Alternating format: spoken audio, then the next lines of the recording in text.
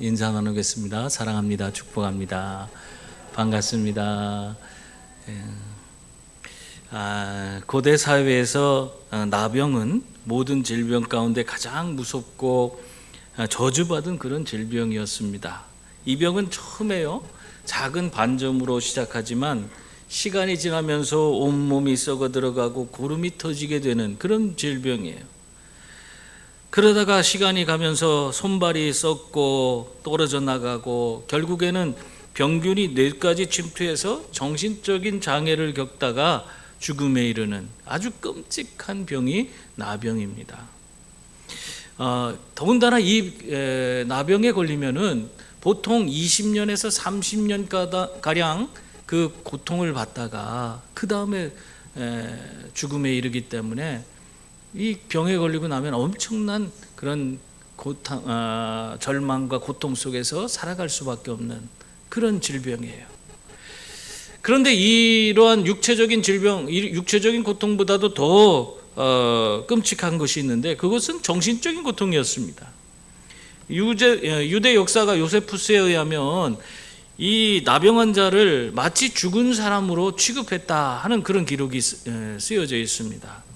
정말로 중세 시대에는 나병에 걸리면은 그 교회에서 이 나병 환자를 데려다가 장례식 문을 읽었다고 그래요. 그러니까 그 사람을 죽은 사람처럼 취급하고 장례를 치러주는 것이었습니다. 율법에 따르면 또 이들은 옷을 찢고 머리를 풀며 누가 다가오기만 하면 스스로 부정하다 외치며 그러면서 자기의 동족들과 함께 살지 못하고 자기 동족이 거하는 그 진영 밖에, 마을 밖에 나가서 사는 그런 자들이 되어야만 했습니다. 또 바람이 불어올 때는요, 이들이 혹시라도 전염될까 봐 사람들에게 45m 이상은 접근하지 못하게 되어 있습니다. 그리고 유대 문헌에 따르면 이 랍비들이, 어떤 랍비들은 나병 환자만 보이면 돌을 던지고 또 도망쳐 숨어버렸다고 하는 그런 얘기도 기록되어져 있습니다. 이렇게 어떻게 보면은 사람들에게 완전히 외면당하고 소외되고 매일의 삶이 고통스럽고 외로운 그런 삶을 살아가는 자들이 바로 나병 환자들이었습니다. 그런데 오늘 성경 말씀에 보면은 이 세상 모두가 버린 그 비참한 나병 환자가 예수님께 나오는 그 모습을 우리에게 보여주고 있습니다. 예수님께 나왔을 뿐만 아니라 오늘 말씀해 보면 예수님께서 친히 그 손을 나병 환자 위에 얹어주시고 그를 깨끗게 해주시는, 그 육신을 고쳐주시는 그런 장면이 나옵니다. 말하자면 예수님께 나온 이 사람은 절망의 자리에서 완전히 새로워지는 그런 놀라운 은혜를 경험하는 그 역사가 있었다 하는 것을 우리에게 보여주고 있는 것입니다.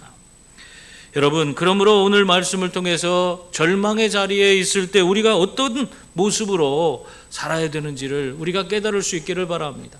절망 가운데 낙심하고 좌절하고 넘어지고 그것으로 인해서 자포자기하는 것이 아니라 우리도 나병 환자처럼 주님 앞에 더욱더 간절한 모습을 가지고 나아가시는 그런 성도들이 다 될 수 있기를 바랍니다. 그때 우리는 참된 소망을 얻게 되는 거예요. 먼저 우리가 절망의 자리에서 우리들은 주님이라면 우리의 모든 삶을 변화시킬 수 있다 하는 확신을 가지고 나아가야 하는 것입니다. 2절 말씀 보세요. 2절 말씀을 보면 한 나병 환자가 나와 절하여 이르되 주여 원하시면 저를 깨끗하게 하실 수 있나이다 하거늘, 이렇게 말하고 있어요.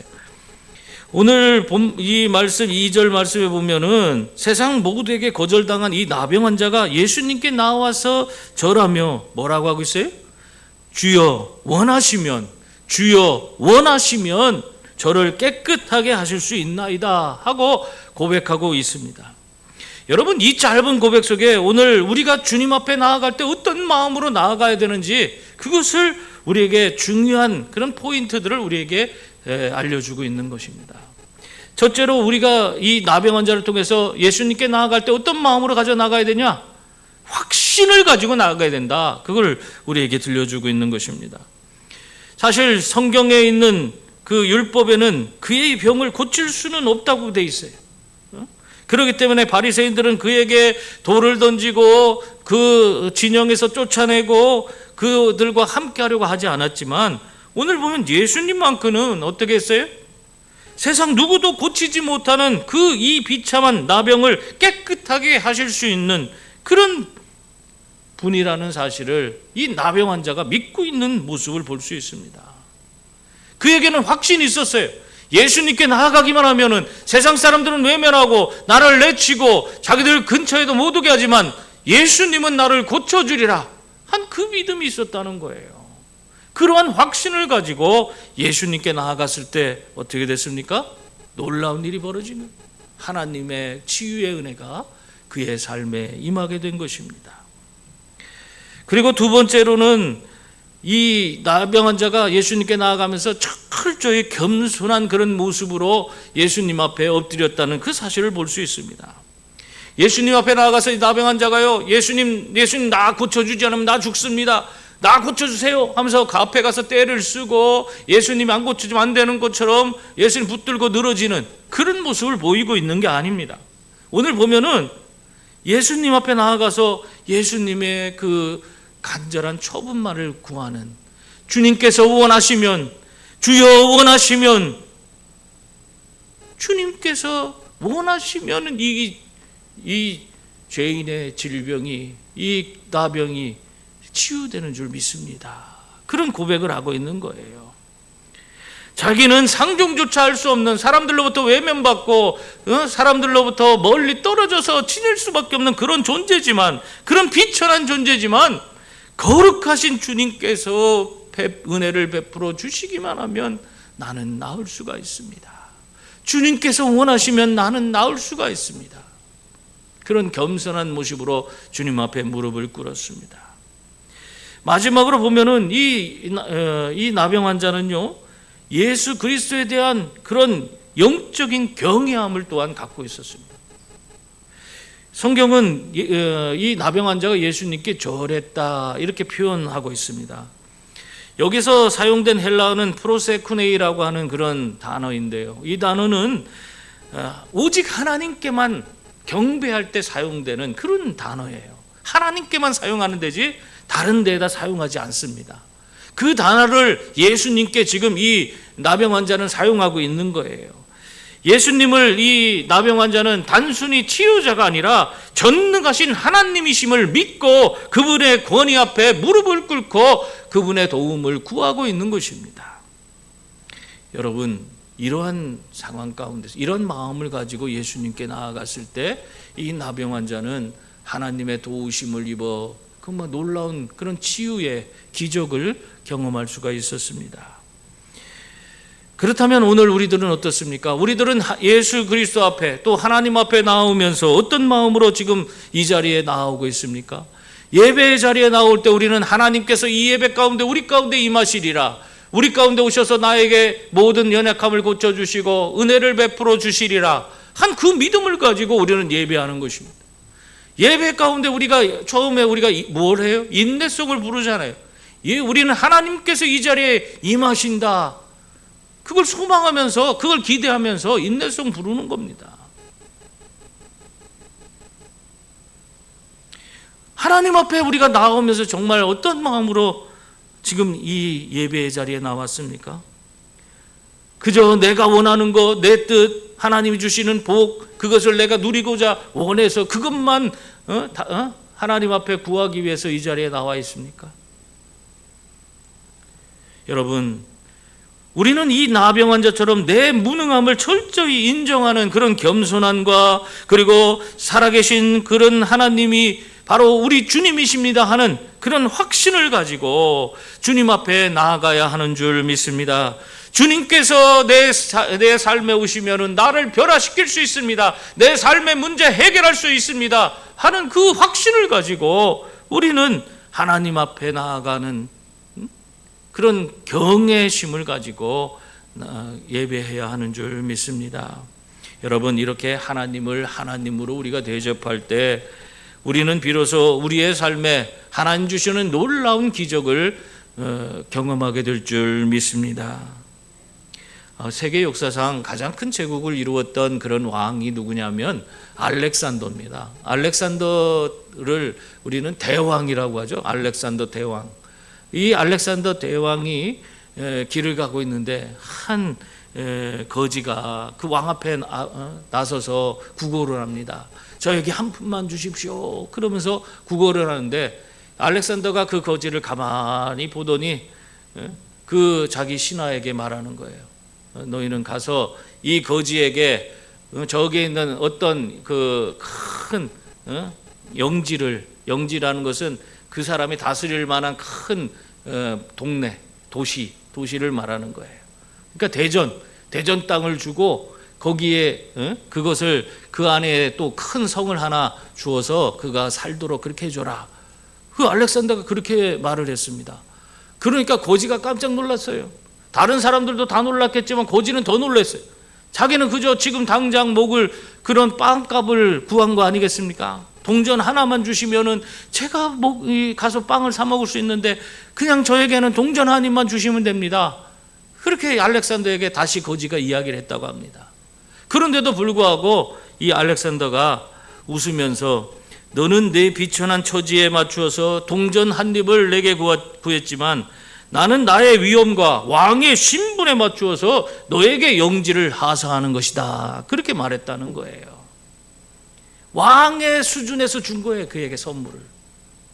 여러분, 이와 마찬가지로 우리가 이 땅에서 있으면서 비록 여러 가지 부분에서 연약하고 비천한 모습일지라고 할지라도 우리의 기도를 들으시는 분은 온 천하 만물을 다스리는 전지전능하신 하나님이신 줄 믿습니다. 그 하나님께서 우리의 기도를 들으시고 어떻게 주시겠어요? 하나님 크기의 놀라운 은혜와 복으로 우리의 삶에 채워주실 줄 믿습니다. 사랑하는 성도 여러분, 사람들은 나를 피해 도망치고 외면할지라도 우리 주님은 결코 우리를 내쫓지 않으시는 줄 믿습니다. 그러므로 나병 환자가 가졌던 그 뜨거운 확신을 가지고 주님의 보좌 앞에 믿음으로 담대히 나아가시는 성도들이 다 될 수 있기를 바랍니다. 그래서 하나님의 그 은혜 가운데서 여러분의 삶이 변하고 하나님이 주시는 풍성한 은혜를 누리시는 저와 여러분이 다 될 수 있기를 바랍니다. 또한 절망 가운데서 우리의 상처를 만지시고 치유하시는 그 주님의 사랑을 우리가 경험하고 살아야 됩니다. 3절 말씀을 보면 예수께서 손을 내밀어 그에게 대시며 이르시되 내가 원하노니 깨끗함을 받으라 하시니 즉시 그의 나병이 깨끗하여진지라 그렇게 말씀하고 있습니다. 이 나병 환자의 요구에 대한 예수님의 응답은 참으로 어떤 의미에서 파격적입니다. 예수님은 가장 먼저 그의 몸에 손을 대셨어요. 당시 유대인들의 결례법에 의하면 이 나병 환자에게 손을 얹는 것은 자신을 부정하게 하는 것이고 그러기 때문에 하나님으로부터 멀어지는 것입니다. 그렇기 때문에 이것은 심각한, 더군다나 유대 율법적으로 그것을 금하는 거예요. 그렇기 때문에 율법을 위반하는 그런 일이 되는 것입니다. 뿐만 아니라 의학적으로도 그 나병 환자의 그 몸에 상처난 몸에 손을 얹는 것은 감염될 위험도 있는 거예요. 사실 여러분, 예수 그리스도께서는 말씀 한마디로 바람과 바다를 잔잔케 하시고 또 하인의 병도 말씀 한마디로 그냥 고치시는 그런 분이셨습니다. 그분께서 지금 이 자리에 나온 나병 환자의 손을 안 대시고 손을 대지 않고도 고치실 수가 없었겠습니까? 예수님은 능히 그 나병 환자를 말씀 한마디로 너의 병이 깨끗하여졌다, 그렇게 말씀 한마디로 그를 고쳐줄 수도 있는 그런 분이셨습니다. 그런데도 예수님께서는 굳이 그 나병 환자에게, 사람들이 다 꺼려하는 그 사람에게 손을 대신 것입니다. 왜 그렇습니까? 이 나병 환자는 오랜 동안 단 한 번도 따뜻한 그런 사람들의 손길을 느껴보지 못하고 철저히 고립된 상태에서 살았던 그런 사람이에요. 어떻게 보면은 그렇게 불쌍하고 그 사람의 손길이 그리웠고 그런 사람이었어요. 그런 그 마음을 예수님께서 다 아시고 그 영혼을 사랑하셔서 그에게 친히 예수님께서 그 권능의 손을 그에게 안수하여 주신 것입니다. 예수님께서는 이 나병 환자의 육신적인 질병, 나병뿐만 아니라 그 마음까지도 완전히 치유해 주시기를 원하셨어요. 그래서 그렇게 해주신 거예요. 예수님께서 뭐라고 하셨습니까? 내가 원하노니 깨끗함을 받으라. 너를 고치는 것이 내가 원하는 것이다. 너는 깨끗해졌다. 그렇게 말씀하셨어요. 여러분, 우리의 인생의 연약함을 고쳐주시는 것이 주님의 원하시는 것인 줄 믿습니다. 예수님은 오늘 이 나병 환자를 고쳐주신 것처럼 죄로 인해서 썩어져가고 절망과 좌절에 빠진 그런 모든 사람들을 친히 고쳐주시기를 원하시는 줄 믿습니다. 그 사람들을 너무너무 사랑하고 불쌍히 여기고 계세요. 우리가 아직 죄인 되었을 때 주님께서 이미 우리를 대신해서 십자가에 달려 죽으심으로 우리에 대한 사랑을 우리에게 보여주신 분이 바로 우리 예수님 아니십니까? 여러분, 예수님은 지금도 우리의 아픔과 상처의 자리를 우리 그 친히 손을 대시고 그 모든 것을 싸매어 주시기를 원하시는 그런 주님이신 줄 믿습니다. 그러므로 내 처지가 너무 비참해서 내가 하나님 앞에 정말 여러 가지 잘못해서 내가 죄가 많아서 나는 하나님께 나아갈 수 없다, 그런 얘기하는 사람들, 그런 생각을 이제 버리세요. 예수님은 바로 그러한 연약한 자들, 버림받은 자들, 소외된 자들, 육신적으로 아프고 마음에 상처가 있는 자들을 싸매어 주시고 고쳐주시기 위해서 이 땅에 오시고 우리에게 큰 놀라운 사랑을 베풀어 주시는 그런 하나님이신 줄 믿습니다. 그 사랑 앞에 여러분을 맡기세요. 하와이 몰로카이 섬은 나병 환자들을 집단 수용하는 그런 섬이었습니다. 그 섬에 그 벨기에 출신 다미엔 신부가 거기에 가서 그들에게 복음을 전하기 위해서 애를 썼어요. 가갖고는 그 수발도 들어주고 집도 줘주고 또 거기에서 많은 사람들 치료도 해주고 뭐 여러 가지 활동을 열심히 해나갔습니다.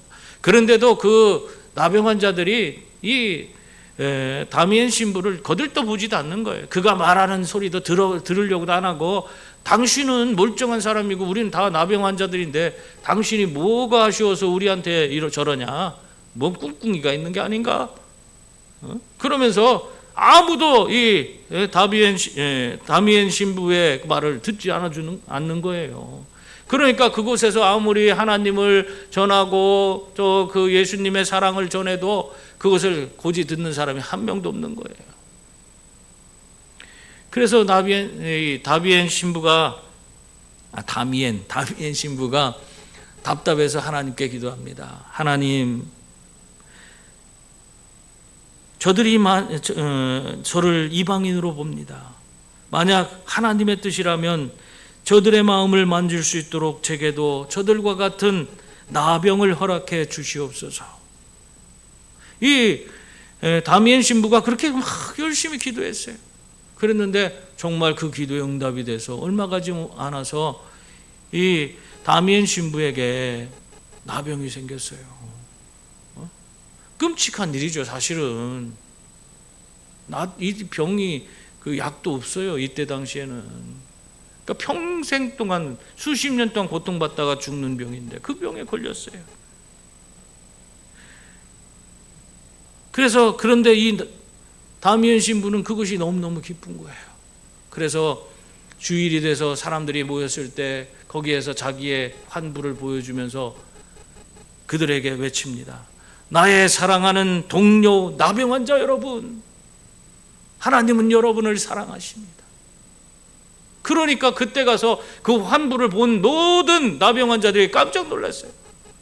저 신부가 가짜가 아니구나. 우리에게 그냥 환심만 하고 우리에게 뭔가 요구할 것이 있어서 저러는 것이 아니구나. 저 사람이 이야기하는 것이 진짜구나. 저 사람이 우리와 똑같은 그런 나병 환자가 되었구나. 그런데도 저 사람이 저렇게 얘기하는 것이 보니까 하나님의 사랑은 진짜구나. 그러면서 다 그 사랑을 받아들이고 함께 통곡하며 울었다고 합니다. 여러분, 예수님이 나병 환자의 몸에 손을 대신 사랑이 바로 이 다미엔 신부의 그 사랑과 같은 것인 줄 믿습니다. 사랑하는 성도 여러분, 지금 여러분을 고통스럽게 만드는 그런 인생의 문제는 무엇입니까? 질병입니까? 경제적인 위기입니까? 아니면 말 못할 가정의 갈등입니까?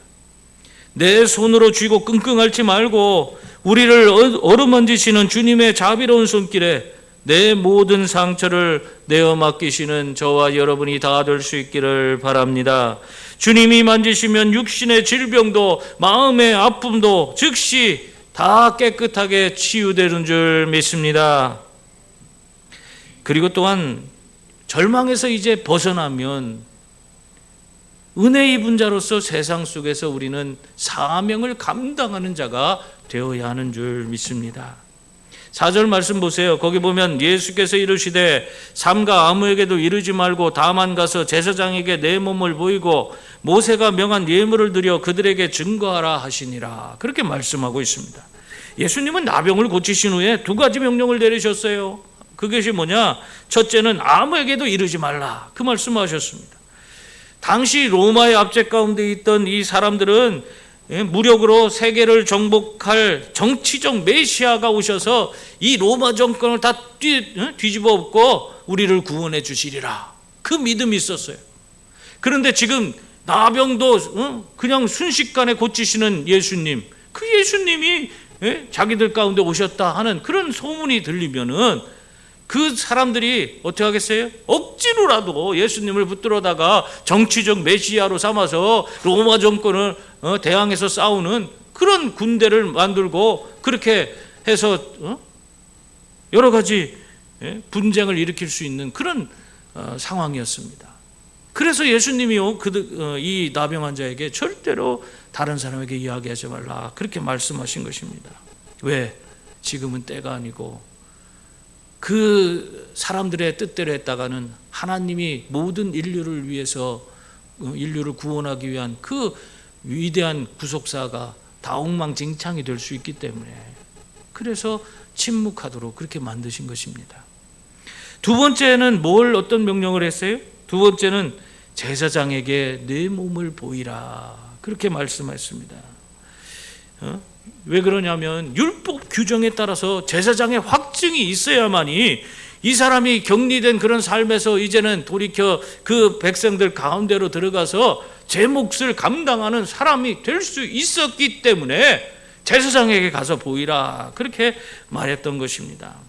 여러분, 이 말은 다른 게 아니에요. 주님께서는 그 병을 고침받았고 나서 그 병을 고침받은 그 자체로만 즐겁고 거기서만 머무는 것이 아니라 그 이후에 병 고침 받은 이후에 정말 어떻게 보면은 세상 속에 들어가서 그 세상에서 제 몫을 감당해 나가는 그 세상에서 꼭 필요한 그런 자신에게 주어진 삶을 살아가는 그런 사람이 되라는 그 이유로 이렇게 제사장에 보이라고 말씀하고 있는 것입니다.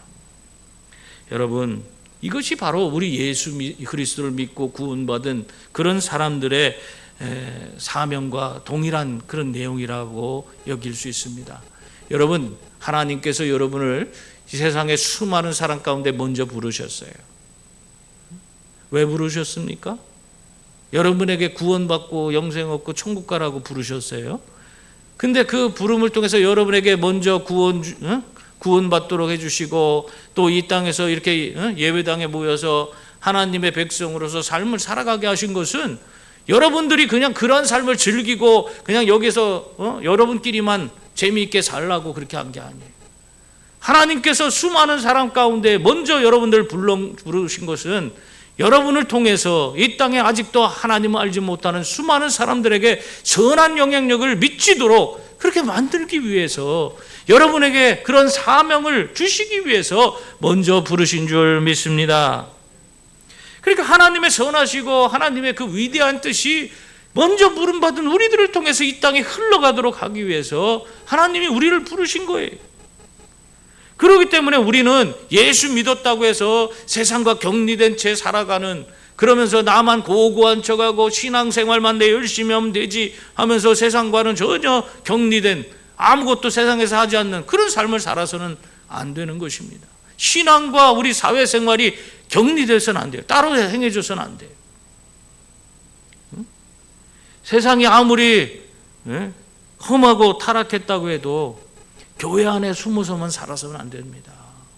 그건 하나님이 원하는 것이 아니에요. 그렇게 살아서는 하나님이 원하시는 그런 위대한 일들을 우리를 통해서 이루고자 하는 그런 모든 사명들을 하나도 우리는 감당할 수가 없는 것입니다. 여러분, 누룩이 있어요. 누룩이 제 역할을 하려면 떡 반죽 안에 들어가야 되는 거예요. 밀가루 반죽 안에 들어가서 그것이 잘 섞여지고 없어져 버려야지, 녹아져 버려야지, 그래야지 그것이 부풀어서 빵이 되고 우리가 맛있게 먹을 수 있는 그런 여러 가지 제품으로 변화될 수가 있는 것입니다. 과거 예전에 탄광이 굉장히 많이 개발될 때에 그때 탄광에서 일하는 사람들이 참 거칠었습니다. 우리나라도 그랬지만 해외도 영국에서도 그랬대요. 그래서 영국의 탄광에서 그냥 거기에는 너무 사람들이 거칠고 입에서 욕이 항상 떠나지 않고 행동도 다른 사람에 대한 배려도 없고 그냥 막 그렇게 행동을 하는 그런 사람들이 탄광에 모여 있었다고 그래요. 근데 예수를 잘 믿는 청년 하나가 그 탄광에 취직을 한 거예요. 그러니까 그 교회 사람들이 어떻게 했을까? 그 교회 다니는 사람들이 아이고 얘야 거기 가지 마라. 거기 가면은 사람들이 다 못돼 먹어갖고 그 사람 거기 가면은 너 배울 거 하나도 없다. 가서 오히려 그 사람들한테 얻어 터지기나 하고 그 사람들 욕하면 거기에 네가 같이 휩쓸려서 너도 같이 욕하고 그렇게 되면은 죄만 짓게 되지 않겠냐. 그러지 말고 예수 잘 믿는 그런 사람들이 하는 그런 가게에 가서 거기에 취직해서 그렇게 해서 일을 해라. 그렇게 이야기를 했다는 거예요. 그런데도 불구하고 이 청년이요, 그 탄광에 그대로 묵묵히 아무 소리도 하지 않고 묵묵히 그 탄광으로 출근을 했다고 합니다. 그 탄광에 갔을 때 정말 사람들이 대단히 거칠었어요. 그냥 입에서 막 쌍욕이 막 나오고 하니까 도대체 막 감당하기가 너무 어려웠습니다. 그럼에도 불구하고 그런 행동에 이 청년은 결코 동조하지 않았습니다. 그뿐만 아니라 그렇다고 해서 그 사람들을, 그렇게 거친 사람들을 무시하지도 않았다고 합니다. 남들이 거리는 가장 더러운 일을 먼저 도맡아 행해주고, 또 다친 동료가 있으면 이 청년이 먼저 가서 그 사람을 돌보아주고 그렇게 밤을 새워가면서 그 사람을 지켜주었다고 그래요. 그렇게 여러 해 동안 열심히 그렇게 탄광에서 직장 생활을 하다 보니까 놀라운 일이 벌어졌어요. 이 청년이 거기에 가서 물들고 오히려 그 청년이 타락할 줄 알았는데, 그 청년이 묵묵히 정말 예수 믿는 사람으로서 최선을 다해서 거기 있는 사람들을 사랑하고 그들을 돌봐주고 남들이 하기 싫은 굳은 일도 해주고 다른 사람들 어려울 때 도와주고, 그러다 보니까 그 공장이 전체가, 그 탄광 전체가 변화가 일어나는 거예요. 그렇게 맨날 입에 욕만 달고 살던 사람들이 욕도 안 하고 점점 다른 사람을 위해서 배려하는 그런 모습을 보이기 시작한 겁니다. 그러더니 급기야는 마침내 공장 그 탄광 그 한 구석에 함께 모여서 예배를 드리는 그런 공동체가 생기게 되었다고 합니다. 이 청년이 만약에 예수 믿는 사람들 안에서 예수 믿는 사람들끼리 그렇게만 지냈다면, 그렇게 지내고 거친 그 세상의 반죽 속으로 들어가지 않았다면 그 탄광이 그렇게 변할 수 있었겠어요?